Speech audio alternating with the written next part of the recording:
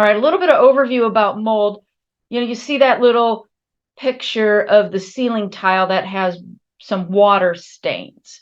So the concern is whenever somebody in a work environment or a school environment, they look up at the ceiling and they see a water stain, they want to know, okay, is there mold behind there?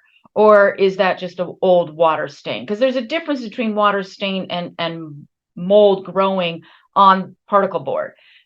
Typically in a home, a school, an office, for mold to grow in significant harmful amounts, there's some type of water damage that has happened. Mold can affect your moods.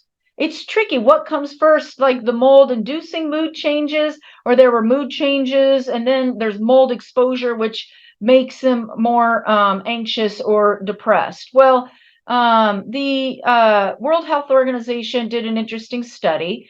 40% of residents who lived in a home where you could see dampness, water damage, mold, had an increased risk of depression.